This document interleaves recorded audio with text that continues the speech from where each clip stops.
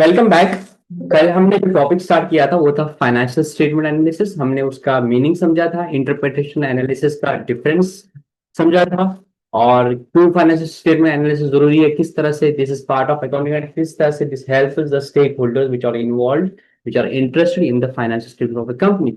उसके बाद फिर हमने देखा था tools of the financial statement analysis, जिसमें हमने देखा था comparative statements, common size statements, ratio analysis and cash flow statement and fund flow statement.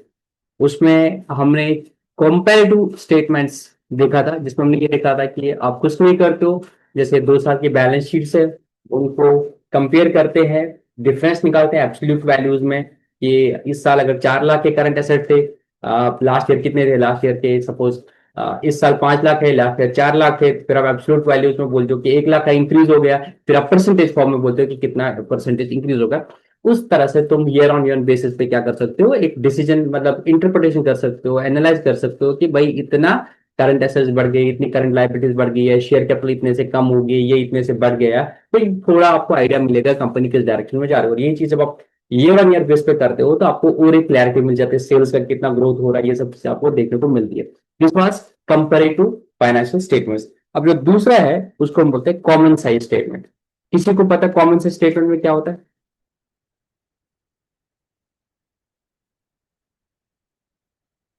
हमारा आज मेजर नहीं रहेगा रेशियो एनालिसिस, बट ये एक छोटा सा है। इस पे एक क्वेश्चन भी आया है पास्ट ईयर्स में। कॉमन सेंस स्टेटमेंट कोई बोल सकता है आप लोग, कॉमन सेंस स्टेटमेंट्स का मतलब क्या है, क्या होता है इसमें? Anyone wanted to try? Comparative आप कंपेयर कर रहे सर थे? जी जी बताइए। सर ये कॉमन सा स्टेटमेंट इसमें सर बैलेंस शीट का और प्रॉफिट एंड लॉस अकाउंट का वो इंडिविजुअल अमाउंट जैसे वो कंपैरिजन करके लिखा जाता है सर। पहले में भी तो कुछ कंपेयर ही कर रहे थे, इसमें क्या फर्क हो रहा है थोड़ा सा जस्ट मुझे बता दीजिए। सर उसमें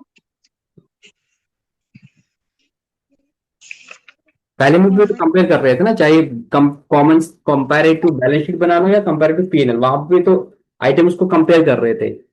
इस साल की फिगर को लास्ट ईयर की फिगर से कंपेयर करते थे।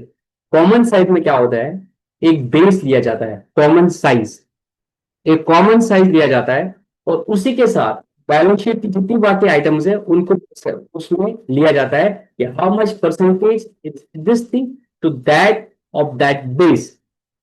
बहुत सिंपल तरीके से मैं आपको एक एग्जाम्पल के थ्रू समझा दूंगा, ज्यादा हम इसमें टाइम जाया नहीं करेंगे।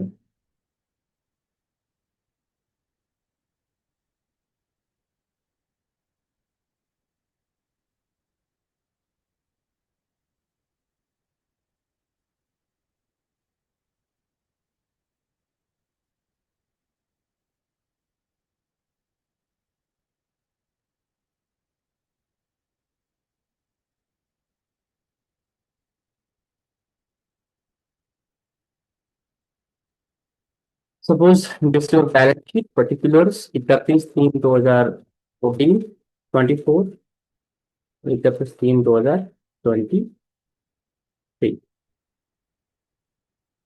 This is common size balance sheet. अभी हम बैलेंस शीट का कर रहे हैं। सपोज मैं यहाँ पे लेता हूँ, एक एग्जांपल लेता हूँ मैं। मेरी शेयर कैपिटल है, मेरे रिजर्व एंड सरप्लस है,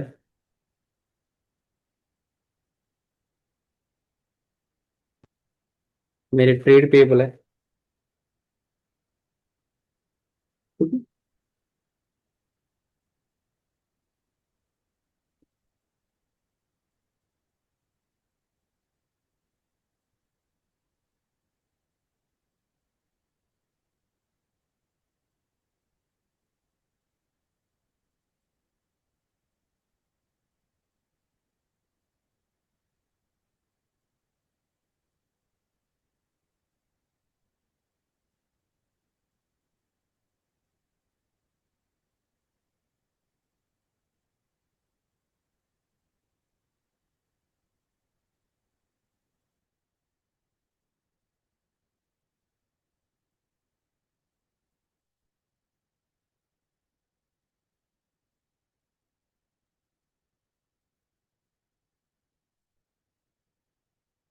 मैंने मेजर में हेड्स लगे, बट अंदर में बहुत सारे हेड्स हो सकते हैं इनके, ठीक है ना।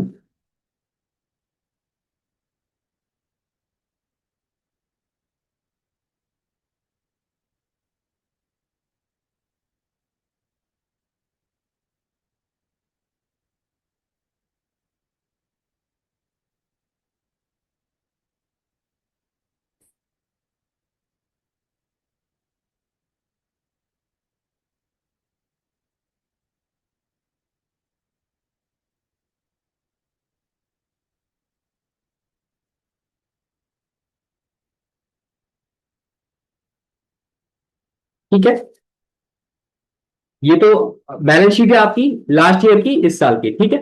अब मान लो टोटल एसेट्स जो है या टोटल लाइबिलिटीज है, इसको आप मान लो 100, क्या मान लो 100, इसको भी मान लेंगे 100। इसी तरह से ये 31/3/24 का है और ये 31/3/23 का है। अब हम बोलेंगे शेयर कैपिटल कितना परसेंटेज था टोटल लाइबिलिटीज का, ये लाइबिलिटी साइड है ना, कितना परसेंटेज था। तो क्या हो जाएगा 2024 में 1,50,000 डिवाइड बाई 2 लाख कितना होता है,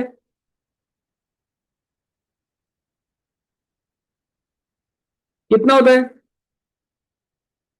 कितना परसेंटेज है, परसेंटेज फॉर्म में लिखेंगे।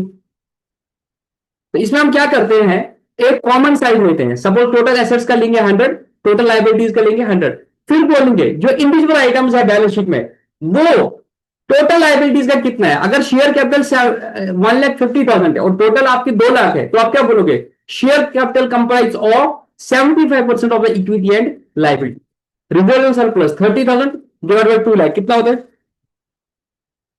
15% है। और इसी तरह से 20,000 डिवाइड बाई 2 लाख कितना होता है, 10%। तो आपने क्या किया, इन सबको डिवाइड बाय टोटल कर दिया निकालने के लिए कि वो कितना परसेंटेज है 100 का। अगर हम टोटल लाइबिलिटी को 100% मानेंगे तो शेयर कैपिटल कितना है, तो शेयर कैपिटल 75% है, रिजर्व 15% है और ट्रेड पेएबल 10% है। सिमिलरली नॉन करंट एसेट्स में ये कितने थे, 1,60,000, 1,60,000 पर डिवाइड बाय 2 लाख कितना परसेंटेज होता है, 80%। और ये होता है डिवाइडेबल। तो आपको समझ आ रहा है कि फिक्स्ड एसेट जो है वो 80% है और करंट एसेट जो है वो 20% है। ये था 31/3/2024 पे। इसी तरह से 31/3/2023 कर रहे हो, जो जो जल्दी कर पाएगा वो मुझे बता दो, ये इनका परसेंटेज मुझे बता दो कितना आ रहा है, जल्दी मुझे बताओ। 2023 में इन सबका परसेंटेज बताओ मुझे, किसका कितना आ रहा है।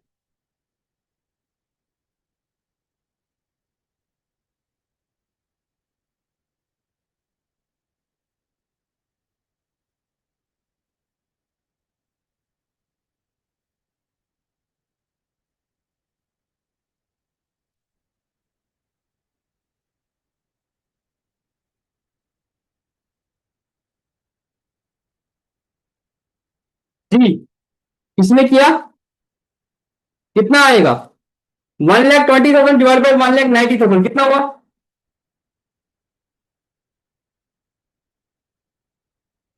1,20,000 डिवाइड बाई 1,90,000 कितना हुआ,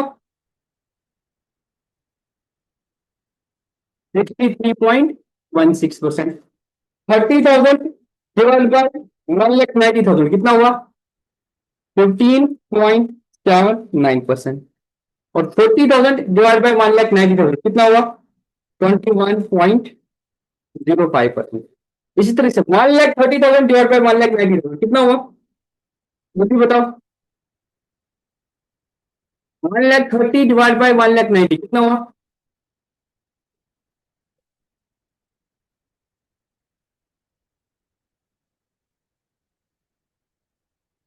68.42, 68.42। और ये कितना बचा पीछे, 31.58। तो आगे आपको समझ, कॉमन साइज फाइनेंशियल स्टेटमेंट में क्या करते हैं, आपको समझ आया कॉमन साइज में हम क्या करते हैं, ये यस भी सर। बताओ। तो उसमें हम क्या करते हैं, वहां पे हम क्या करते थे, वहां पे हम डिफरेंस निकालते थे।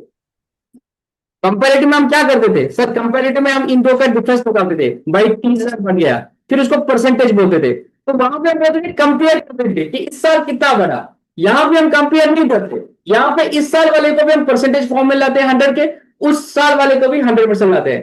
और उसके बाद फिर कंपेयर करना इजी होता है। Last year share capital was 63.16% of the total current non current liabilities या total liabilities equity liabilities, this time it is 75%. What does it imply?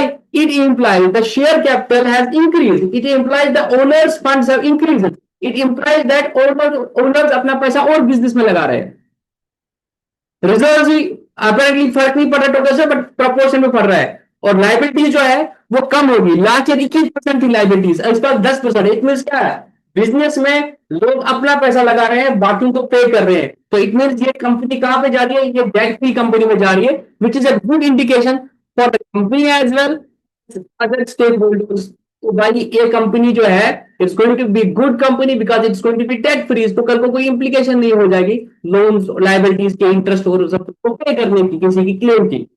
Similarly assets में क्या हो रहा है, अब देखो ये फिक्स्ड एसेट में और इन्वेस्ट कर रही है, करंट पैसा ले रही है वहां से शेयर होल्डर से, उसको कर रही है। तो कंपनी लॉन्ग टर्म में अपने एसेट्स बढ़ा रही है, तो it's going to be a good indication for the company की ये company long term point of view से एसेट्स में पैसा इन्वेस्ट कर रही है। इस तरह से करंट एसेट्स को कम कर रही है। इट मीन्स ऐसा भी हम बोल सकते हैं कि कंपनी जो है अच्छा कर रही है कि करंट एसेट्स जल्दी जल्दी रिकवर कर रही है। In fact debt equity current assets to current liabilities का रेशियो भी ठीक है 2:1। तो कंपनी आप अपेरेंटली इसको कंपेयर करके बोल सकते हो कि यह company is going in the right direction. तो आपने क्या किया, परसेंटेज फॉर्म में दोनों को लाया, 100 का बेस लिया, हर साल में total current equity and liabilities को 100 का वेटेज दिया, फिर सब आइटम्स को परसेंटेज ऑफ 100 में कर दिया।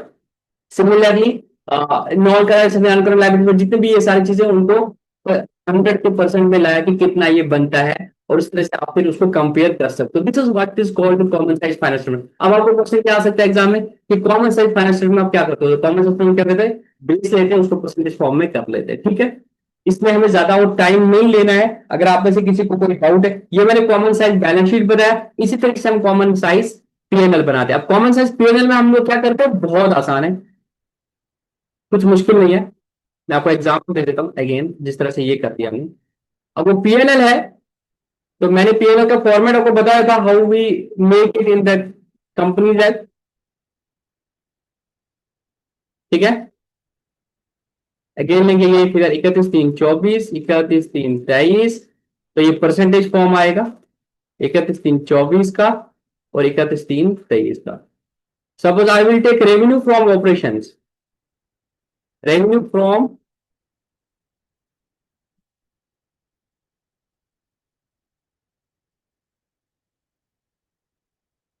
Revenue from operation. सपोज मैं बोलता हूँ रेवेन्यू फ्रॉम ऑपरेशन मेरा 10 लाख है, यहां पे 8 लाख था। अब यहां पे आप रेवेन्यू को जो ना मैं 100 वेटेज दे रहा हूं। क्या दे रहा हूं, रेवेन्यू को मैंने कितना वेटेज दिया, 100। सपोज मैं बोलता हूं cost of material consume, cost of material consume मेरा 6 लाख है, यहां पे मेरा 5 लाख है, सपोज 5,50,000 है। यहां पे एम्प्लॉय बेनिफिट्स है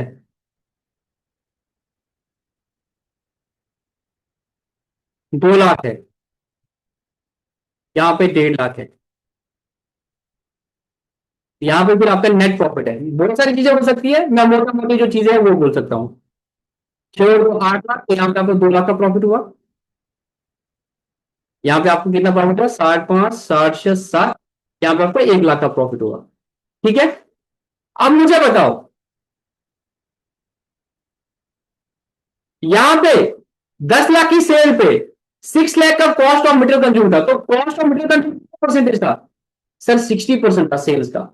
यहां पे आप सेल्स को बेच देते हैं और सब आइटम्स को जितने नीचे है उनको परसेंटेज ऑफ सेल्स के हिसाब से बोलते हैं।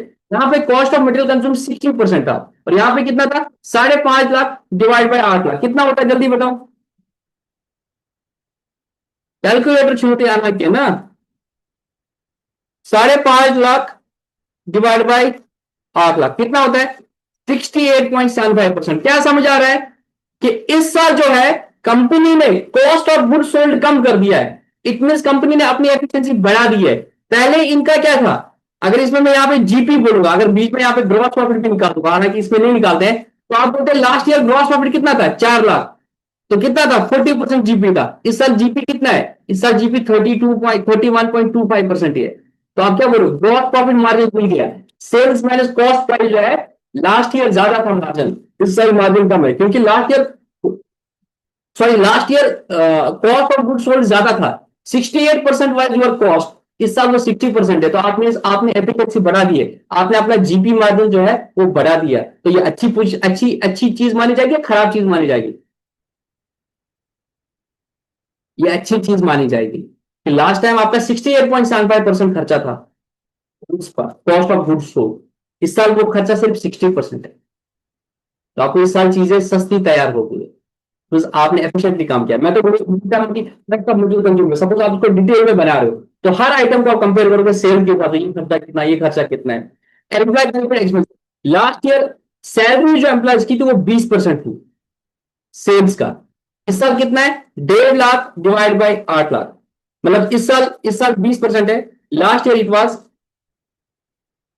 15 डिवाइडेड बाई 80, कितना होता है 18.75%। यहां पे थोड़ा बढ़ गया है, यहां पे आपने सेल सैलरी थोड़ा ज्यादा दिया है, तब भी कोई दिक्कत नहीं है। अब लास्ट ईयर नेट प्रॉफिट था 20%, इस साल नेट प्रॉफिट कितना है 8 लाख,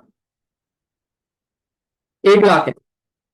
इस साल कितना है, तो इस साल है 1/8, कितना है 12.5। 12.5।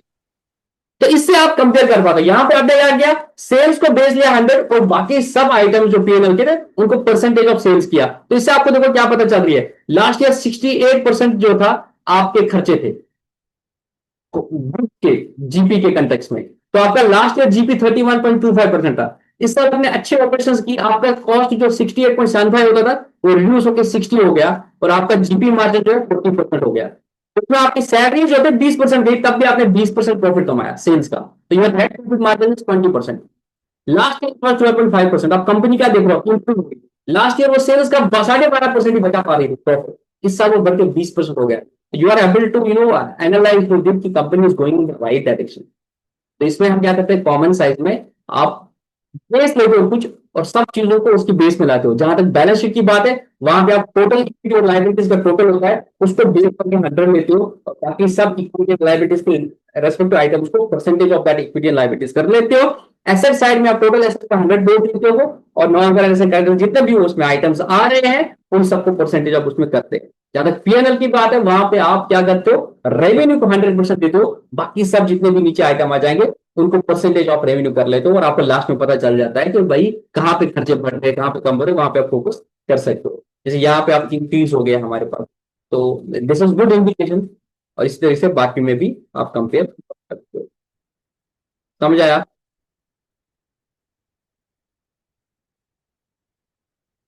Yes sir. ठीक है, आगे चलें। इसमें मुझे नहीं लगता है और कुछ पर से हमें पढ़ना है, तो ज्यादा टाइम जाया नहीं करेंगे, और हम आज का जो मेन टॉपिक है उस पर आते हैं। अगर किसी को डाउट है तो वो बोल सकता है, अदरवाइज आई डोंट फील के इसमें हमें ज्यादा टाइम जाया करने की जरूरत है। कुछ और क्वेश्चन होंगे एग्जामिनेशन पॉइंट ऑफ व्यू से, वो मैंने आपको बता दिया है, मैं लास्ट में वैसे क्वेश्चन बता दूंगा। बट अभी हमारा फोकस है सिलेबस को कंप्लीट करना है, एटलीस्ट सारी चीजें हमारी कवर हो जाएंगी। बाद में टाइम बचेगा, सपोज एग्जाम जब भी हो जाएगा और हमारे पास टाइम बचा, तो वी कैन डू एमसीक्यूज, ठीक है ना, उसमें और भी कुछ कंसेप्ट लगेंगे तो क्लियर हो जाएगा। बट कोशिश मेरी ये थी एटलीस्ट वो सारे कंसेप्ट में टॉपिक्स में ही लेक्चर्स में ही कवर करा रहा हूँ, ठीक है। बोर मत हो गए? No sir. हमारे ग्रुप में कम से कम 200 बच्चे हैं, मुझे समझ नहीं आ रहा है कि अभी ये बच्चे 8 और 10 ही क्यों होते हैं लेक्चर्स में। अगर मैंने 30-40 की होती ना, तो सब बच्चे होते क्लास में। हम आज देख रहे थे, जो नोट्स हम दे रहे हैं ना फ्री में, हम जैसे जीके वीके भी पढ़ाते हैं चैनल पे बाकी बच्चों के लिए, वो फ्री में हमारे, हमने एक वेबसाइट बना दी, उसमें फ्री में डाल दिए नोट्स, और लेक्चर्स यूट्यूब पर है। कोचिंग सेंटर वाले जिन्होंने अभी स्टार्ट किया है, कोचिंग सेंटर उन्होंने पेड कोर्स लिया, बिलीव उन्होंने हमारे notes as it is copy किए अपने नोट्स में, एज इट इज वहां से कंटेंट लिया, क्योंकि फ्री अवेलेबल है। मतलब थोड़ा तो मेहनत कर लेते, अपने हाथों से लिख लेते, नहीं, सिंपल कॉपी पेस्ट करके नोट्स और वो पैसे पे दे रहे हो। और वहां पे लोगों को क्या होता है, वहां पे लोगों को फोबिया होता है, क्या पता है कि पैसे में मिल रहा है तो कुछ अच्छा होगा, और वो उसमें फॉल कर लेते हैं। अगर मैं भी यहाँ इस पे फीस लगा देता ना, लेक्चरर की फीस है आपकी 10,000 की है कोर्स की, तो आप देखते ना हर बच्चा क्लास में आ जाता। पर जो मुफ्त मिल रहा है, अरे ठीक है यार, यूट्यूब पे तो डाल ही देंगे, देख लेंगे वहां पे। बट स्टिल आप लोग कंटिन्यू हो, आप लोग हर दिन आते हो, it's good, and you will see the difference. अभी नहीं, एग्जाम के बाद आपको डिफरेंस पता चलेगा। लाइव पढ़ना, भाई साहब रिकॉर्ड भी पढ़ते कि नहीं पढ़ते, ग्रुप में तो मुझे मैसेज आते रहते हैं इंडिविजुअली कि सर हमें ग्रुप में ऐड करो, बहुत ही रहते हैं। और मुझे समझ आता है ग्रुप में रह के फिर कर क्या रहा है, जब लेक्चर्स यहाँ हो रहे हैं। और इनफैक्ट अगर मैं यूट्यूब पे भी रिकॉर्डेड लेक्चर्स अपलोड करके भी उसका एनालाइज, हालांकि मेरे पास टाइम हो, मुझे नहीं लग रहा बच्चे वो देख रहे हैं ज्यादा, 2-3 बच्चे ही देख रहे होंगे वो, मुझे समझ नहीं आ रहा वो बच्चे फिर ग्रुप में कर क्या रहे हैं। और टाइमिंग भी अगर मैं ऑनेस्टली बता दूंगा, मैं आप लोगों के हिसाब से शूट कर रहा हूँ, मतलब जो शूट हो जाए टाइम। कुछ लोगों का पहले था कि नहीं रात में रखेगा, रात में रखेगा, फिर उन्हीं बच्चों का था कि नहीं प्रेयर का टाइम होता है, ये होता है, आपसे पहले ही खत्म कर दीजिएगा। मेरा भी ये था कि 9:15 से फिर 9:30 से फिर रात के 11-12 बजे तक होता था, फिर उसको अपलोड करना होता था। तो ये टाइम काइंड ऑफ मुझे भी शूट हो रहा है, मुझे नहीं लगता कोई बच्चा इस टाइम पीरियड में बिजी होता है। 8 तक मगरिब का टाइम होता है, सब लोग फ्री हो जाते हैं उसके बाद। 8:15 से 9:15 ऐसा टाइम है, रिस्पेक्ट ऑफ कौन से रिलीजन से बिलोंग करता है, फ्री ही टाइम होता है उसका ये टाइम में। अन्यथा अदरवाइज कोई मैरिड लड़की है उसको घर पे ही खाना बनना है, वो भी यूजुअली लड़कियां पहले ही बना लेती है, अक्सर तो मगरिब के बीच में बना लेती है। फ्री होता है, ऐसे ही घर में बैठे होते हैं। आज कोई अंडरस्टैंड वो लेक्चर्स लाइव क्यों नहीं देते। चलो अब हम नए टॉपिक पे आते हैं, उसका नाम है रेशियो एनालिसिस। ये हमारा एक ऐसा टॉपिक है इसमें जिसमें हमें सबसे ज्यादा टाइम लगेगा, बिकॉज किसी भी रेशियो में हम पूछ सकते हैं तो हम सब रेशियोज करेंगे, ज्यादा डेप्थ में नहीं करेंगे बट सब करेंगे। तो आप में से कोई बता सकता है रेशियो एनालिसिस क्या है?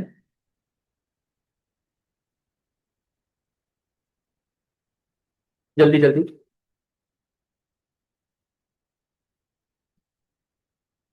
रेशियो का मतलब क्या होता है, पढ़ा है कभी रेशियो? एक टॉपिक पढ़ते थे मैथमेटिक्स में, रेशियो प्रोपोर्शन। क्या होता है रेशियो?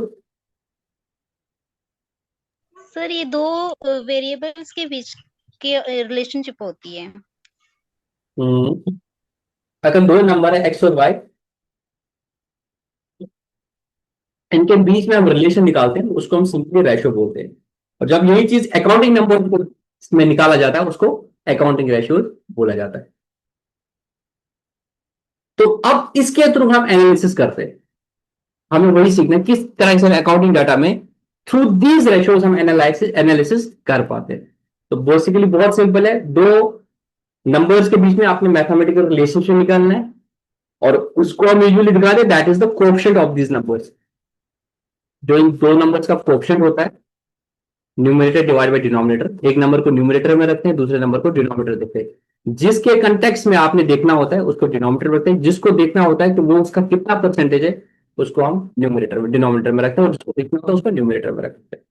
तो आंसर आएगा वो उसका कोएफिशिएंट कहलाया जाता है, और इसके थ्रू हम एनालाइज कर पाते हैं। सपोज एक रेशो है, उसको बोलते हैं करंट रेशो। क्या बोलते हैं? Current ratio. हमें सब रेशोज डिटेल में पढ़ना है। उसका फॉर्मूला है current assets divided by current liability. ये सब फिगर्स कहां से आएगी? ये सब फिगर्स फाइनेंशियल स्टेटमेंट से आएगी, चाहे बैलेंस शीट है या पीएनएल है। करंट एसेट से सपोज 2 लाख के थे, और करंट लाइबिलिटीज 1 लाख की है, तो आप क्या बोलोगे? 2 लाख डिवाइड बाय 1 लाख कितना होता है? 2। इसको हम 2 भी पढ़ सकते हैं या 2:1 भी लिखते हैं, इट्स लाइक दिस 2:1। तो आपका करंट रेशो जो है वो 2:1 आया। अब ये रेशो आया 2:1, इसका मतलब क्या हुआ? हर 1 रुपए की करंट लाइबिलिटी के लिए, हर 1 रुपए की करंट लाइबिलिटी पे करने के लिए आपके पास 2 रुपया की करंट एसेट्स है। समझाई बात? इस तरीके से आप इसको क्या करते हो, रेशियोज में तब्दील कर लेते हो, और उससे एक मीनिंगफुल डाटा निकाल पाते हो कि हर 1 रुपए की लाइबिलिटी, करंट लाइबिलिटी के लिए आपके पास 2 रुपए की करंट एसेट्स है। और it is an healthy indicator. Current ratio का जो आइडियल रेशो माना जाता है वो 2:1 होता है, कि एटलीस्ट आपके पास अगर करंट लाइबिलिटीज 1 लाख की है, आपके पास कम से कम करंट एसेट्स 2 लाख के होने चाहिए। इसी तरह से हम बाकी रेशियोज निकालते हैं। प्रॉफिटेबिलिटी रेशियो, जैसे अभी मैंने निकाला था net profit ratio, net profit divide by sales, कि सेल्स के परसेंटेज में आपका कितना प्रॉफिट है। तो आपने देखा कि 20% है, तो आपको आइडिया मिला कि भाई सेल्स का 20% हम प्रॉफिट कमा रहे हैं नेट में, ग्रोथ में सेल्स का 40% कमा रहे हैं, तो 20% हमें खर्चे, तो उससे आप डिसीजन ले पाते हो। 10 लाख की सेल्स में आपका 2 लाख प्रॉफिट, आप उससे सही डिसीजन नहीं ले पाते हो, rather ये बोलते हो कि आपका 20% मार्जिन है। तो इसमें आप क्या करते हैं, परसेंटेज बेसिस पे निकाल दिया, रेशियो बेसिस पे निकाल दिया। इन सबको हम क्या बोलते हैं, रेशियोज। क्या बोलते हैं, रेशियोज। अब इस रेशियोज को हम एक्सप्रेस कैसे करते हैं, एक तरीका है सिंपल रेशियो में, जैसे मैंने ये लिखा है 2:1, ये एक तरीका है इसमें बोला है, या 2। दूसरा होता है हम उसको बोलते हैं 2 टाइम्स, ऐसे भी दिखा सकते हैं 2 टाइम्स। और डिपेंड करता है, कुछ रेशियोज को हम परसेंटेज में दिखा दें, कुछ रेशियोज को हम रेशियोज में दिखा दें, कुछ रेशियोज को हम नंबर्स में दिखाते हैं, कुछ रेशियोज को हम टाइम्स में दिखाते हैं, कुछ रेशियोज को हम डेज में दिखाते हैं। डिपेंड करता है किस तरीके का डाटा है। जैसे एक मैंने लिखा है करंट रेशियो, ये हमने रेशियोज में दिखाते हैं 2:1। इसी तरह से अगर मैं आपको नेट प्रॉफिट रेशियो दिखाऊंगा, वो हम परसेंटेज में दिखाते हैं। उसमें फॉर्मूला क्या है, net profit divide by sales into 100। जैसे अभी वाला केस था, 2 लाख का प्रॉफिट था, 10 लाख की सेल थी इंटू 100, तो आपने बोला कि आपका 20% नेट प्रॉफिट परसेंटेज है। ठीक है, कुछ को हम दिखाते हैं टाइम्स में। जैसे हम बोलते हैं कि मेरा जो क्या बोलते हैं इसको, एवरेज क्लोजिंग स्टॉक है, कॉस्ट ऑफ गुड्स सोल्ड। ठीक है, कॉस्ट ऑफ गुड्स सोल्ड वो 50 लाख का। ठीक है, और मेरा जो एवरेज स्टॉक है, या मेरा क्लोजिंग स्टॉक जो है, या एवरेज स्टॉक भी बोलो, वो 10,000 है। 50,000 ये था, और ये 10,000 था, तो आपका कितना आया, 50,000 डिवाइड बाई 10,000, कितना हुआ, 5 टाइम्स। तो आप बोल सकते हो ऑन एन एवरेज आपका जो cost of goods sold that is 10 times of your average stock. फिर इसका क्या इंप्लीकेशन है, डिटेल पर, तो यहाँ पे आपने क्या टाइम्स में किया, यहाँ पे आपने रेशियो में किया, यहाँ पे आपने परसेंटेज में किया। इसी तरह से कभी कभी हम फ्रैक्शन में करते हैं। फ्रैक्शन में कैसे बनेगा, जैसे ये था, करंट एसेट्स आपके 4 है, 4 लाख है, और टोटल एसेट्स ये current liabilities, suppose fixed asset आपके 4 लाख है, और करंट एसेट्स 5 लाख है, तो आपका क्या बनेगा, 4/5 बना, या 0.8 बना। ठीक है, तो इसमें क्या हो गया, आपने फ्रैक्शंस में दिखा दिया कि your current assets are 4/5 of the current fixed assets. यहाँ पे आप इसको फ्रैक्शंस में भी दिखा सकते हो, या ऐसे न्यूमेरिकल्स में भी दिखा सकते हो। ठीक है, कभी कभी हम डेज में भी दिखा सकते हैं, debtor turnover ratio, inventory turnover ratio, वो हम क्रेडिट पीरियड, वो हम क्या करते हैं, क्रेडिट पीरियड, ये सब चीज जो है वो हम डेज में निकालते हैं। एक मुझे खोल कर लो, मेरी क्लास चल रही है अभी, क्लास क्लास चल रही है, क्लास।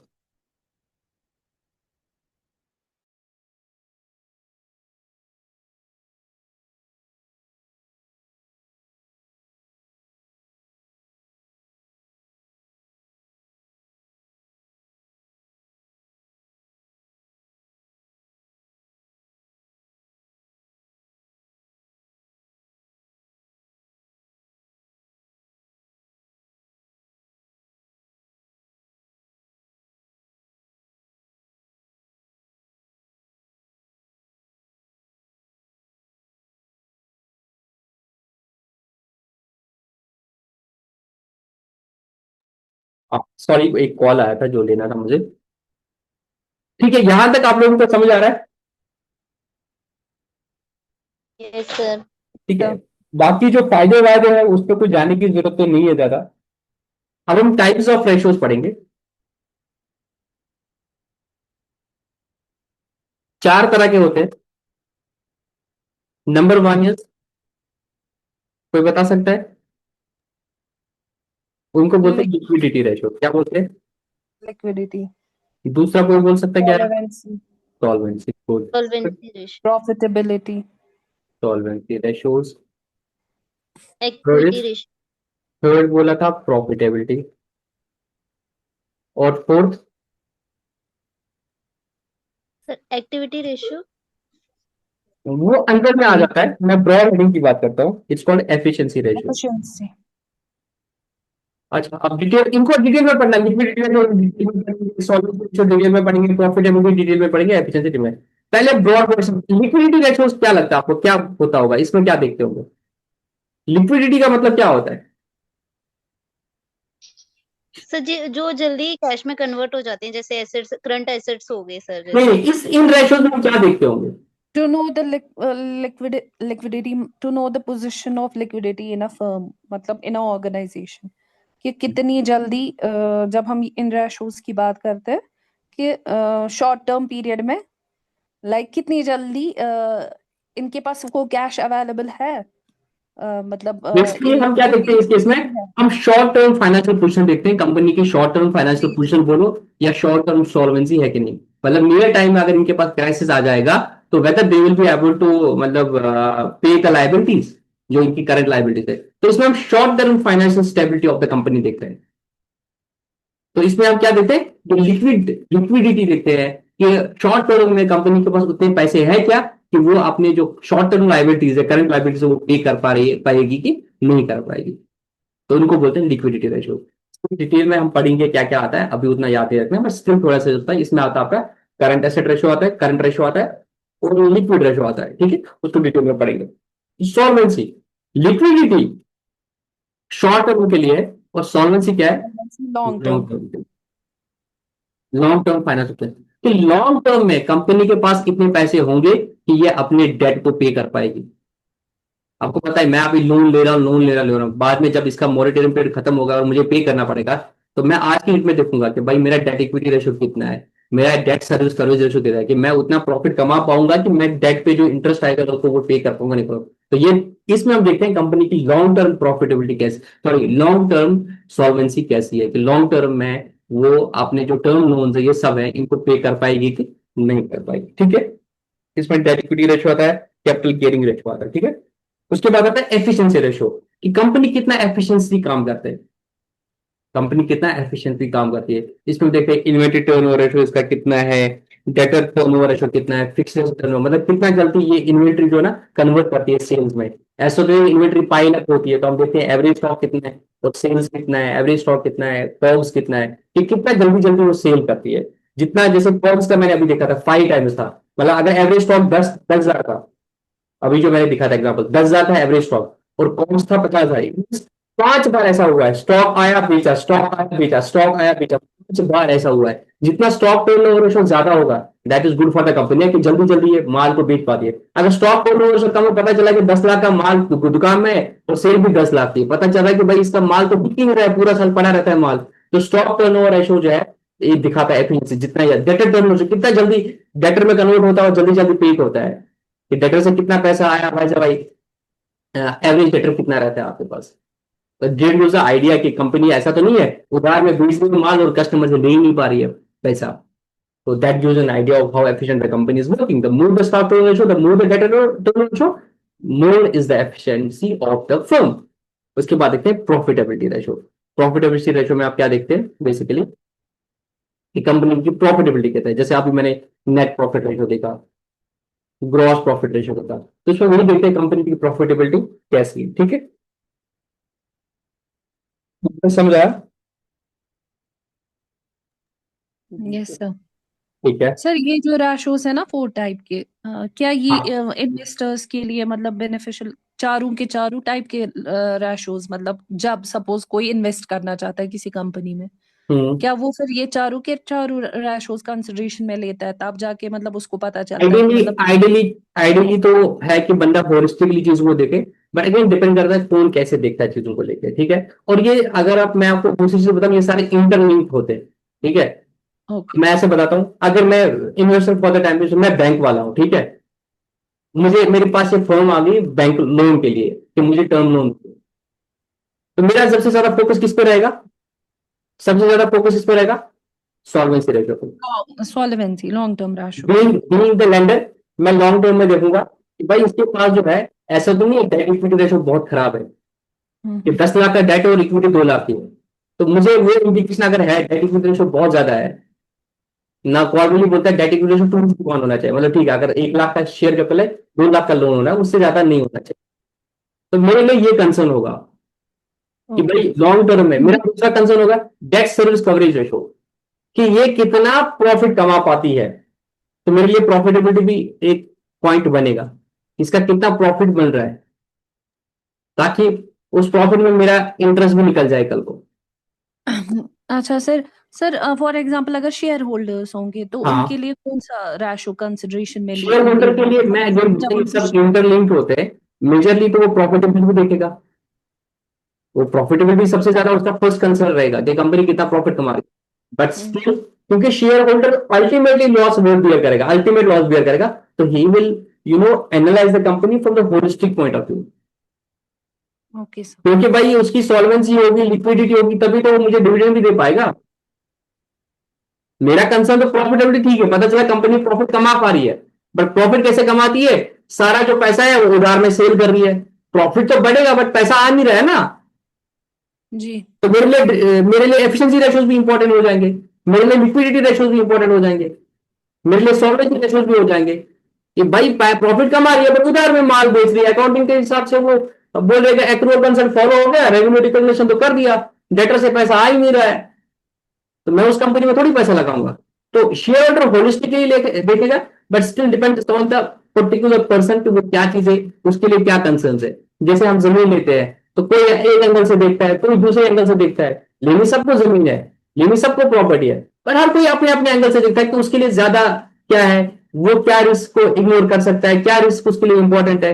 कांच असं शिवना बहन खरीद सके मैं क्या टेंशन क्यों लू वापस जमीन, मैं सस्ते में लो कांच ऐसा ना, मैं भी ध्रुवी, मगर वो होना चाहिए जिसको हम बोलते हैं मिल्कियत होनी चाहिए, जिसके कागज बराबर होंगे। तो लेंगे तो दोनों को जमीन है, बट हर किसी का अपना टेस्ट Perspective अलग होता है, प्रेफरेंस अलग होता है कि वो किस हिसाब से एनालाइज कर देगी चीजों को। सर समझ वो है ना, गए? वो रैशोज, अर्निंग पर शेयर रैशो, वो किस में आते हैं? वो एफिशिएंसी रैशो में आते हैं। वो अर्निंग पर शेयर आप प्रॉफिटेबिलिटी में बोल सकते हो, वो that can be considered as profitability, because आप क्या निकालते हो, earning availability to share divide by per share, number of shares, जिसमें ठीक ना है। सर ईबीटी वगैरह निकलता है। हाँ, तो earnings divide by number of shares that is earning per share, वो प्रॉफिटेबिलिटी में आएगा, ठीक है। तो ओके। वो आपको कंपनी को ओके सर। मैंडेटरी दिखाना पड़ता है, फेस ऑफ पीएनएल पे वो मैंडेटरी दिखाना पड़ता है कंपनी को कि अर्निंग पर शेयर कितना है। उसके बगैर भी बहुत सारे रेशियोज है, पी रेशियो होता है, प्राइस अर्निंग रेशियो, प्राइस कितना है, वाइस अर्निंग कितना है, वो सब रेशियोज होते हैं जो एक इन्वेस्टर यूजुअली कंपनी में देता है। Apart from these profitability ratios, वो सब चीजें भी वो इन्वेस्टर, बट हम मेजरली ये चार चीजें पढ़ते हैं एग्जामिनेशन पॉइंट ऑफ व्यू से, ठीक है। Okay sir, thank you. Thank you. और करना है कि बस करनी है? नहीं नहीं नहीं नहीं सर, करिए कंटिन्यू।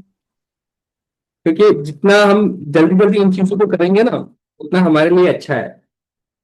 क्योंकि मेरी बेटी आएगी तो फिर मैं इतना फ्रीली क्लासेस नहीं दे पाऊंगा, ठीक है। चलो हम पहला स्टार्ट करते हैं, जो हमने पढ़ा था लिक्विडिटी रेशियो, ठीक है। और अभी हमारी ना क्वार्टरली क्लोजिंग होती है, तो अभी टाइम है, अभी 10-15 दिन है। उसके बाद 10 दिन क्लास ही नहीं दे पाऊंगा, बिकॉज मैं रात को आऊंगा ही 12-1 बजे 2 बजे और ऑफिस से। तो अभी हमारे पास टाइम है, हम खींच लेंगे थोड़ा थोड़ा, ठीक है ना। लड़के क्योंकि मस्त करा का है, कोई लड़का क्लास में? सरहान, शबीर, रऊफ, आप लोग बीच में कुछ बात किया करो ना। लिक्विडिटी रेशोज, इसमें हम दो रेशोज पढ़ेंगे। The first ratio is current ratio. बहुत ही सिंपल फॉर्मूला है, करंट एसेट डिवाइडेड बाय, ये आपको याद रखने हैं, आपको एग्जाम में क्वेश्चन आ सकता है कि आपके करंट एसेट इतने, करंट लायबिलिटी इतने, तो आपको बताना है करंट रेशो कितना है, ठीक है। Current asset divided by current liability, बहुत सिंपल है। Current ratio is equal to current asset divide by current liability. जैसे मैंने अभी लिखा था, करंट एसेट आपके 2 लाख के है और करंट लायबिलिटीज 1 लाख की है, तो आपका करंट रेशो आ गया 2:1। इसका मतलब क्या होगा इंटरप्रिटेशन, कि हर 1 रुपए की करंट लायबिलिटी है आपके पास 2 रुपया है टू पे। इसमें मार्जिन ज्यादा क्यों होना चाहिए, होना चाहिए। बट इसमें क्या है ना कि करंट एसेट्स में आपके पास क्या आता है, स्टॉक आता है, प्रीपेड एक्सपेंस आते हैं, डेटर आते हैं। तो वेरी मच पॉसिबल जो करंट एसेट्स है वो स्टॉक जो है वो तो पूरा का पूरा उतना पैसा नहीं आ पाएगा अगर आप अभी बेचने जाओगे। हो सकता है जब जब हम देखते हैं किसी बेचारे को मजबूरी होती है, उसको अपना सामान जल्दी बेचना पड़ता है, तो उस वक्त वो बेचारा सस्ते में बेचता है। जब किसी को मजबूरी होती है, वो अपने घर को भी सस्ते में बेचता है, जमीन को भी सस्ते में। तो अगर दुकानदार को बेचना पड़ा फॉर एनी रीजन अपने करंट एसेट्स को, स्टॉक को, तो उस वक्त वो बोलता है यार ठीक है यार, 100 रुपए की चीजें तो 80 ही दे दे, 90 ही दे दे। तो उसको वो मार्जिन रखते हैं थोड़ा कि भाई अगर इमीडिएटली बेचना पड़े तो पूरा पैसा तो नहीं आ सकता है, तो एटलीस्ट थोड़ा मार्जिन होना चाहिए। तो कितना, डबल मार्जिन होना चाहिए। तुम तो माइनस करना तो आइडियल, कम भी हो सकता है, थोड़ा ज्यादा भी हो सकता है, चलेगा। अब इसमें एक चीज है जो आपको फोकस करना है, There's this concept called working capital. किसी को पता है वर्किंग कैपिटल क्या है? Current assets minus current liabilities की इसकी फॉर्मूला है। तो अगर मैं लिखूंगा यहाँ पे मेरा ये, let me right like this, current asset 7, current asset 3, total is 10. Share capital 6, non current liabilities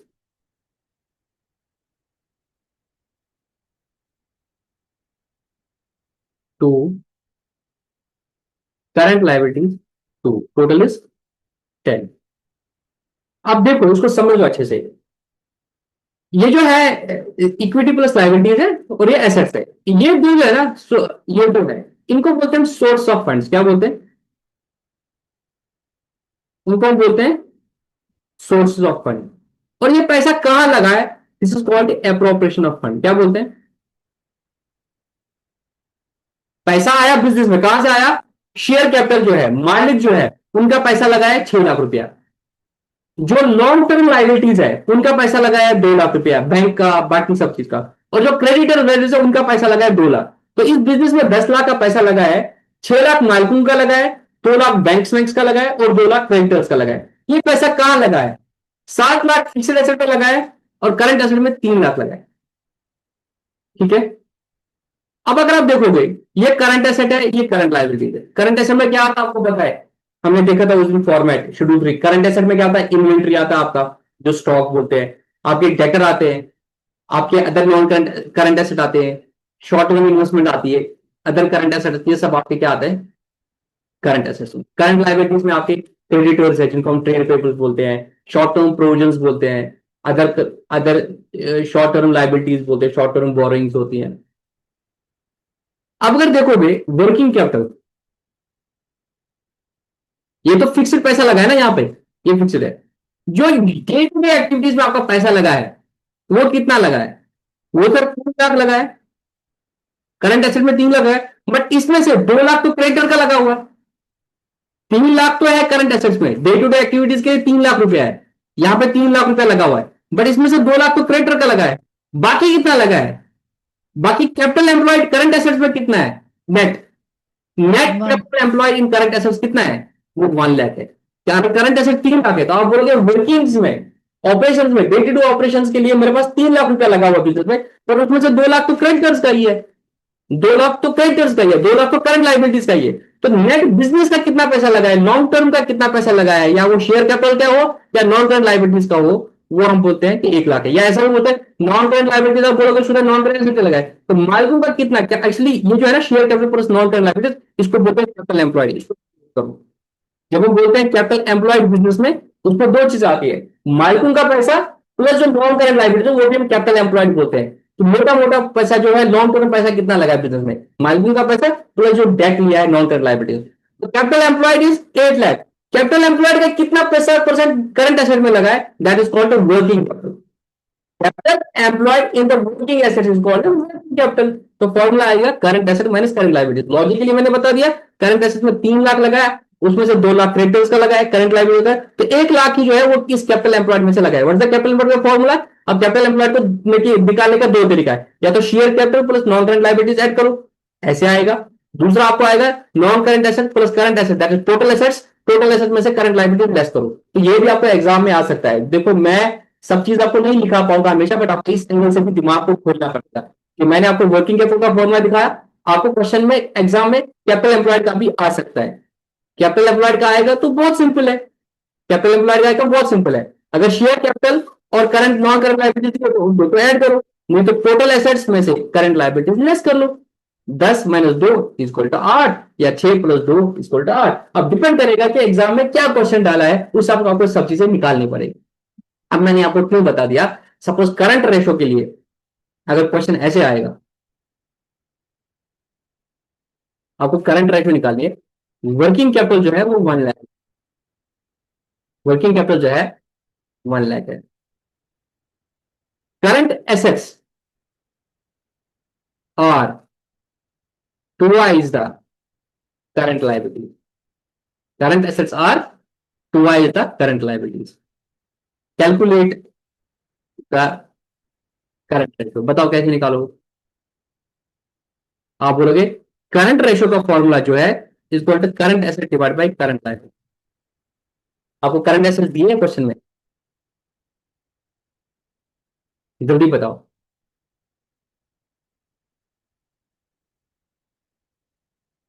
question sir ये वर्किंग कैपिटल के बेसिस पे निकलेगा। वर्किंग कैसे? कैपिटल हाँ वर्किंग कैपिटल है बराबर current assets minus current liabilities. ठीक है, वर्किंग कैपिटल का है टोटल वैल्यू 1 लाख 1 लाख।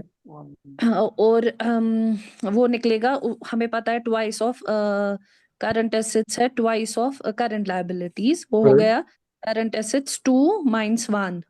तो हम इसमें क्या बोलेंगे?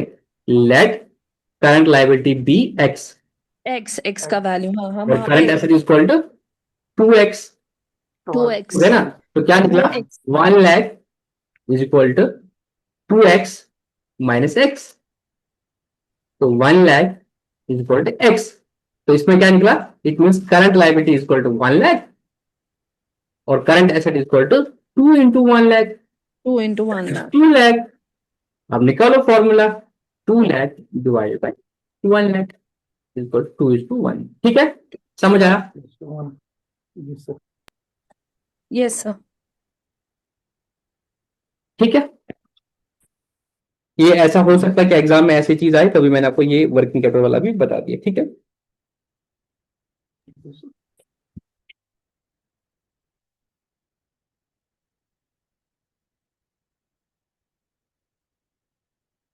करंट एसेट जितना आप मेहनत करोगे अकाउंटेंसी को उतना क्लियर हो जाएगा तुम्हें करंट एसेट है। कुछ उसमें रॉकेट साइंस तो नहीं है। What ever is non current is not non current asset is current asset, जो यूजुअली आप बोलते हो 1 साल के अंदर अंदर कैश में कन्वर्ट होगा या यूज हो जाएगा। ठीक है, अब मैं दूसरा क्वेश्चन निकालता हूं।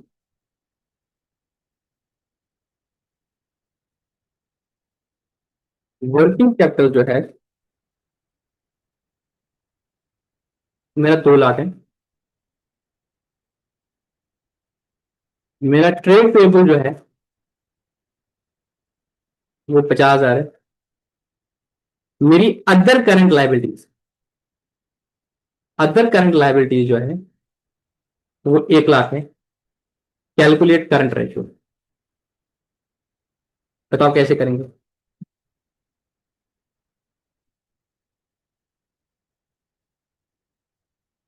जल्दी बताओ। ये होगा वैसे वर्किंग कैपिटल के बेसिस पे 2 lakh is equivalent to current assets हमें नहीं पता है, वहीं से निकलेंगे करंट एसेट्स। ठीक है, तो आप बोल रहे हो 50,000 working capital is equal to current asset minus current liabilities. Working capital कितना है? 2 lakh is equal to current asset minus current liabilities. Current liabilities कितनी है यहाँ पे कोई बताएगा? 1,50,000। 1,50,000। कोई बोलते हैं कि करंट लाइबिलिटी सिर्फ 1 लाख है? नहीं सर, करंट लाइबिलिटीज क्या है? ट्रेड पेबल भी करंट लाइबिलिटी है, अदर करंट लाइबिलिटी है, अदर करंट लाइबिलिटी भी है। तो टोटल करंट लाइबिलिटीज कितनी है? 1,50,000। दैट इज 50,000 प्लस 1 लाख, है ना? करंट लाइबिलिटीज क्या है? Trade payable plus other current liabilities. तो ये बन जाएगा 2 lakh is equal to current asset minus 2 lakh. ठीक है, तो करंट एसेट कितने के लिए आपके? 2 लाख। अब ये जो -150 है जब इधर जाएगा तो क्या बनेगा? प्लस 150। माइनस जब उधर जाएगा तो प्लस बनेगा ना। करंट एसेट निकले 3.5। इरम आपने शायद गलत बताया था ना? हाँ सॉरी सर, सॉरी। ठीक है, करंट एसेट बन गए 3.5 लाख। अब इसको चेक करेंगे। Working capital is equal to current asset minus current liability. 3.5 lakh minus 1.5 lakh. -2 इरम लाख। ऐसे ख्याल रखना है एग्जाम में, बिकॉज जी। एसी नहीं चलेगा ना उधर। जैसे आप कश्मीर में रहते हो तो अभी यहाँ पे एसी चल रहा है, ठंडा मौसम है, रूम टेम्परेचर में कर लो, गलती नहीं होती है। वहां पे प्रेशर होता है, वहां पे आपको लगेगा जल्दी जल्दी में, अच्छा 1.5 लाख 2 लाख वाला 1.5 लाख 50 60 हुई चीज वो निकलेगा 0.5, तुम ये ठीक हो। तो ये ओवर कॉन्फिडेंस में ये क्वेश्चन गलत होती है एग्जाम। मैंने ये एग्जाम्पल दिया, एग्जाम में कभी खुदा ना खास्ता कोई और क्वेश्चन ऐसे गलत हो सकते हैं। तो ओवर कॉन्फिडेंस नहीं होना है सर आपने। मेरी गलती एक्चुअली, मुझे इसी टाइम कुछ काम कहा यहाँ पे घर पे, दैट्स वाई मुझे गलत हो गया नहीं है। नहीं, मैं वो नहीं बोल रहा, मैं सब बच्चों को यहाँ पे बोल रहा हूँ, हो सकता है जो लाइव नहीं देख रहे हैं, कभी कभी एग्जाम में ऐसा होता है, ये बहुत आसान क्वेश्चन होता है। आपने नोटिस किया होगा, आपने अभी तक एग्जाम देखा है, तो बच्चों को लगता है तो बहुत आसान है, ये कर भी डायरेक्टली, इसको मुझे कैलकुलेटर की क्या जरूरत है, इसको मुझे रफ करने की क्या जरूरत है। वो माइंड उस वक्त काम नहीं करता है, बहुत बार ऐसा होता है। माइंड को लगता है जी ये चल आसान 1.5 लाख 2 और उसने क्वेश्चन को किया, बात इतनी ग्रेविटेशन आता है, वाह ये उसमें तो पर तारुण उसको होता है, तो आप 1 मार्क्स अपना खो देते हो। और अगर नेगेटिव मार्किंग है, आप 1.25 मार्क्स खो देते हो। 1 मार्क्स जो छूट गया प्लस जो नेगेटिव मार्क्स हो गया 0.25, और 1.25 कंपटीटिव एग्जाम में फिर बहुत मैटर करता है। तो माई रिक्वेस्ट इज, अगर देखो कोई क्वेश्चन है जो आपको नहीं आता है, वो गलत हो जाए तो मेक सेंस, कोई दिक्कत नहीं है, पर ऐसा क्वेश्चन गलत नहीं होना चाहिए जो बहुत आसान है। तो कोशिश क्या करो कि कोई भी क्वेश्चन को आपने रफ पे सॉल्व करना है, तभी आपने उसको आंसर कर देना है, चाहे वो कितना ही आसान दिखे। बट उसमें भी इतना रखना है कि इतना भी जो होता है ना, एक तो ओवर कॉन्फिडेंट होता है, अंडर कॉन्फिडेंट नहीं होना इतना कि भाई 10 बार उसको करोगे एकदम बराबर आवा ना भी कर जाए, उतना भी नहीं करना होता है। और वो कब होता है, जितना जितना प्रैक्टिस करते हो खुद से, उतना आपको वो कॉन्फिडेंस आता है। ठीक है, अब आपको निकला करंट एसेट्स, करंट एसेट्स में निकले करंट लायबिलिटीज में, what's the formula, 3.5 lakh divide by 1.5 lakh.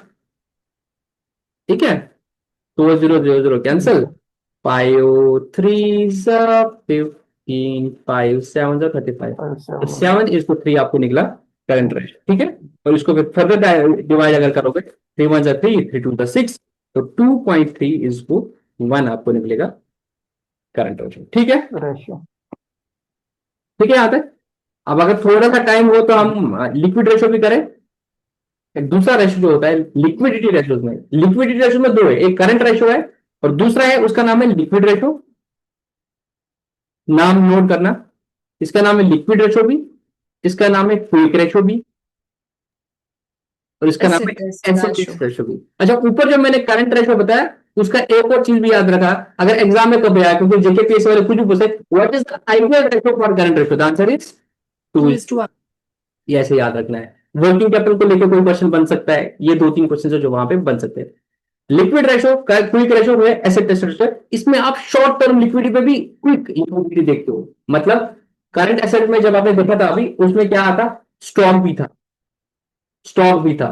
Prepaid expense में, प्रीपेड एक्सपेंस आपने ऑलरेडी खर्चा किया है, स्टॉक पता नहीं सेल हो पाएगा नहीं हो पाएगा। लिक्विड रेशियो में हम क्या करते हैं, ऑल करंट रेशियो जो अभी थे, ऊपर में जो करंट रेशियो एसेट्स थे, माइनस स्टॉक जिसको हम इन्वेंटरी बोलते हैं, माइनस प्रीपेड एक्सपेंसिव, मतलब वो करंट एसेट्स जो रेडीली या तो कैश में हो या तो रेडीली कन्वर्टेबल इनटू कैश है। तो बेसिकली क्या बचा आपका, जो कैश इन कैश इक्विवेलेंट है बैंक में, प्लस जो आपके डेटर है वो ले रहे हैं। बट डेटर भी कायदे से वही लेते हैं जो ओवर ड्यू नहीं है, लॉन्ग टर्म नहीं हो। समझाई बात। तो करंट एसेट्स में से हम स्टॉक और प्रीपेड एक्सपेंस को लेस करते हैं। क्यों लेस करते हैं, पर स्टॉक पता नहीं कैश में कन्वर्ट हो गए नहीं है, प्रीपेड एक्सपेंस ऑलरेडी आपने कैश में इनकर कर दिए, वो तो आपने ऑलरेडी खर्चा कर दिया, वो कैश में कन्वर्ट होने के चांसेस बहुत कम है। तो बाकी जो बचा, that is your liquid assets, जो रेडीली आप कैश में कन्वर्ट कर सकते हो, liquid assets divided by again current liability. मतलब एक तो वो था कि करंट एसेट्स के, करंट लायबिलिटीज के लिए कितने करंट एसेट है, तो वो आइडियली हमने बोला टूल्स बनता है। बट करंट लायबिलिटीज को अगर अभी का अभी देना पड़े, करंट लायबिलिटीज में कोई चेंज नहीं होगा, करंट लायबिलिटीज वही रहेगा, उनको अगर अभी का अभी देना पड़े, तो मेरे पास कितने लिक्विड एसेट्स है जो मैं अभी उनको दे सकता हूं। वो क्या, या तो मेरे कैश है या तो डेटर है, भाई पैसा दे दो। डेटर से भी कितना आएगा that's not sure, but still we take it in the quick ratio. तो इसमें क्या बनेगा, लिक्विड एसेट्स डिवाइडेड बाय, अब इसमें कोई नहीं करता है liquid asset divide by liquid liability, नहीं, liquid asset divide by current liability. ठीक है, लायबिलिटी तो वही है ना भाई, मुझे देना है पैसा, वो तो भाई उतना ही रहेगा, अब मुझे कितना मिलेगा वो थोड़ा मैटर करता है। तो जब लिक्विडिटी में देखेंगे और liquid ratio asset acid test को क्विक रेशियो, उसमें liquid asset divide by current liability, और इसमें आईएल रेशियो इज 1:1। एटलीस्ट जितनी भी आपकी करंट लायबिलिटी उसके लिए आपके पास 1x पैसा तो होना चाहिए कि आप रेडीली उसको पे कर पाओ। ठीक है, अब एग्जाम्पल देता हूं मैं आपको, एक सिंपल सा एग्जाम्पल देते हैं। आपके करंट एसेट है 1 लाख, करंट एसेट है 1 लाख। आपकी इन्वेंट्री जो है वो 20,000 है। आपकी जो करंट लाइबिलिटीज है वो 37,500 है। आपके जो प्रीपेड एक्सपेंसेस है वो 5,000 है। अब मुझे बताओ करंट रेशो क्या होगा, जल्दी बताओ। करंट रेशो क्या होगा? 1 लाख डिवाइडेड बाई 37,500। ठीक है। करंट रेशो का फॉर्मूला क्या है? Current asset divide by current liabilities. But अगर क्विक रेशो निकालना होगा तो क्विक रेशो के लिए क्या होगा? 1 lakh minus 20,000 minus 5,000, because these are your quick assets. तो quick assets divide by current liabilities 37,500। तो वो आएगा, क्विक रेशो आएगा, ये बनेगा 75,000 डिवाइड बाई 37,500, वो आएगा 2:1। ठीक है, समझ आई बात? ठीक है। Yes sir. दूसरा है ना वो जो सुपर क्विक रेशो है, वो तो उसमें तो quick assets divide by quick quick liabilities mention होती है। सुपर क्विक मैंने नहीं पढ़ा दोस्त, हो सकता है हो, बिल्कुल हो सकता है, बट मैंने नहीं पढ़ा है वो। तो उसमें फिर क्विक लाइबिलिटीज में क्या लेते हैं क्या नहीं लेते हैं वो बताओ। सर उसमें एक्सक्लूड करते हैं बीओडी, जो बैंक ओवरड्राफ्ट होता है वही ओके। exclude करते हैं। हाँ, बट मुझे आइडिया नहीं है उस चीज का। Sorry to accept this fact, but मुझे उसका आइडिया नहीं है। तो अगर आप बोलो तो ठीक है, बट बाकी बच्चे भी एक बार चेक कर लेना कि बैंक ओडी उसमें लेस होता है कि नहीं होता है। अल्टीमेटली बैंक ओडी जो है वो पर से अगर देखो तो वो तो करंट लाइबिलिटी, वो तो ऑन डिमांड होता है, वो तो आपको कभी भी मांग सकते हैं। अब वो चीज देखना पड़ेगा कि क्या उसे लेस होता नहीं होता, बट वेरिएबल कॉस्ट में less it may be one of the ratios. आप कुछ भी बना सकते हो यार। आप, मैं बोलता हूँ जब शेयर लेते हैं ना उसमें हजारों तरह की हम एनालिसिस करते हैं, हजारों तरह का रेशो, प्राइस इक्विटी रेशो करते हैं, ये करते हैं वो करते हैं, आप कुछ भी रेशो बना सकते हो। वेरिएबल कॉस्ट में जो आप बोलो वैसा ही होता होगा, बट यस मेरी जो रेशो नहीं आई है अभी तक। ठीक है,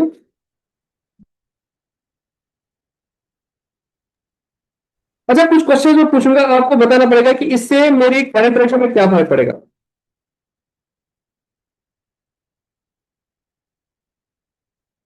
सपोज, थोड़ा आपका मैं टेस्ट करूंगा, 2 मिनट लगेंगे, तो 4 मिनट लगेंगे, 9:20 में आपको छोड़ दूंगा फिर, ठीक है ना।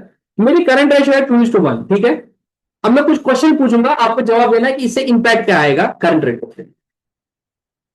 मैंने एक करंट लायबिलिटी पे कर दी, मैंने एक करंट लायबिलिटी पे कर दी, इससे क्या होगा?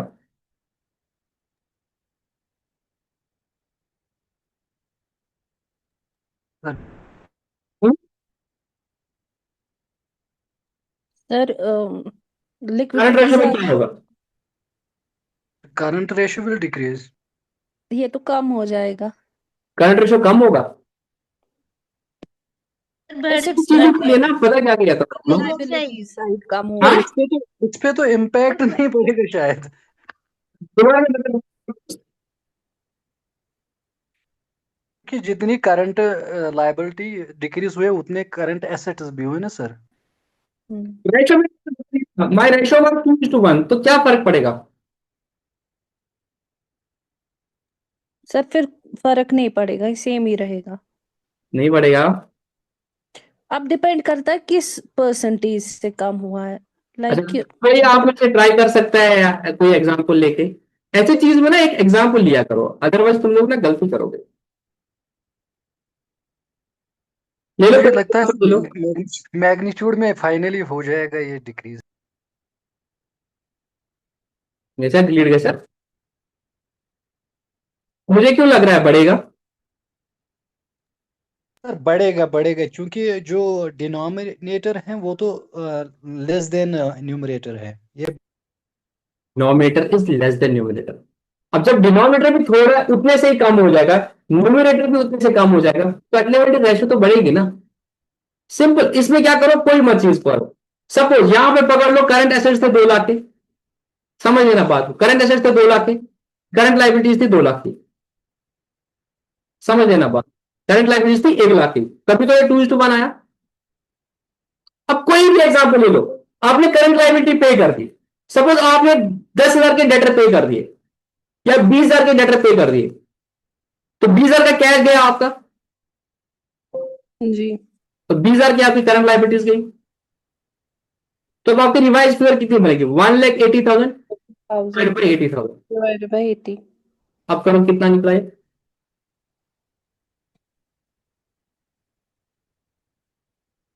जल्दी करो ना,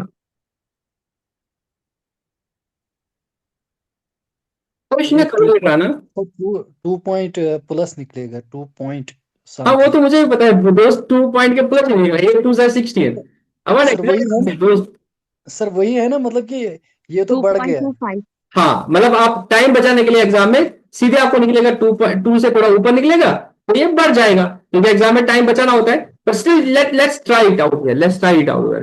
तो वो 18 डिवाइड बाई 8, तो ये निकला 2.25, तो बढ़ गया। तो आपको क्या निकला, जब न्यूमरेटर डिनोमिनेटर से ज्यादा था और इक्वल वैल्यू में अगर ये कम हो जाएगा, न्यूमरेटर भी उतने से कम हो जाएगा डिनोमिनेटर, तो क्या होगा, ओवरऑल रेशो जो है वो बढ़ जाएगी, 2.25 हो गया।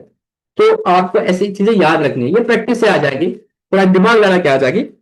और इसके बेस्ट सिंपल है, जो रेशो दी थी मैंने 2 लाख और 1 लाख कर लो, और उसमें से ये सब चीजें कर लो।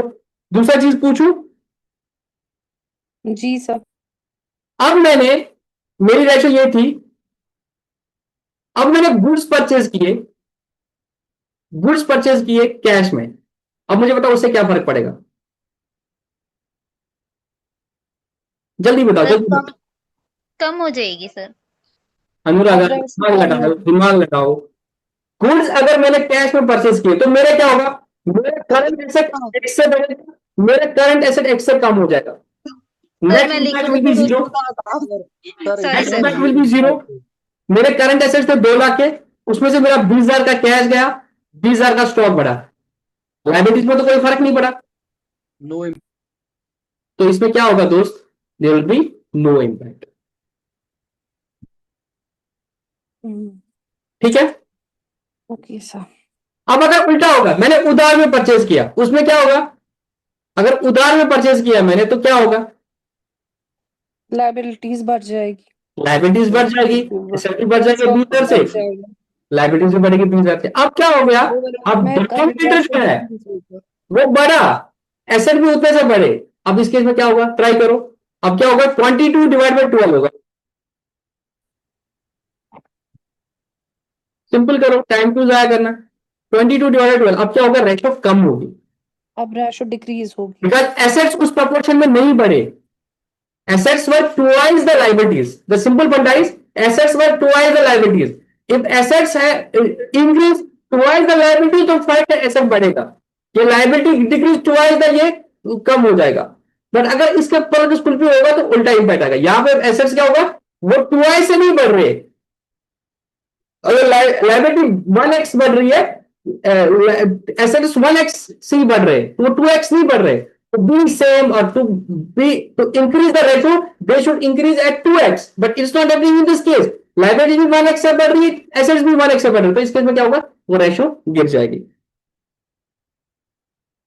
अच्छा, अब मैंने ऑफिस का फर्नीचर जो थे वो 10,000 का था और मैंने उसको 5,000 में बेचा, तो इस केस में क्या होगा, मेरे करंट एसेट जो है, बताओ आप क्या होगा।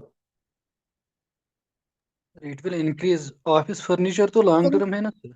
वेरी गुड, सर कैश आया, लेकिन कैश आया तो कैश आया, तो ये यस नहीं सर। सोचना कि लॉस हो गया, अरे लॉस है बाद में, जब फंडा इज करंट रेशो में करंट एसेट और करंट लाइबिलिटी उधर दे, आपने 10,000 की चीज लॉन्ग टर्म चीज 5,000 में भेजी, अल्टीमेटली करंट एसेट बढ़ गया, तो इससे आपकी एफिशिएंसी इंप्रूव हो जाएगी, सॉरी करंट रेशो बढ़ जाएगी।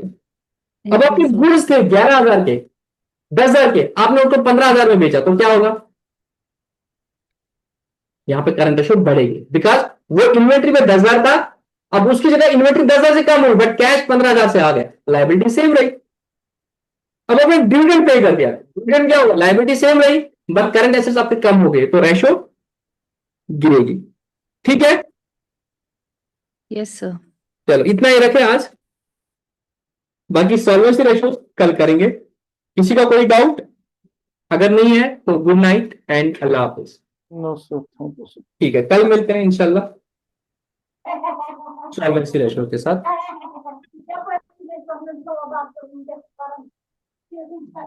Ya para que te están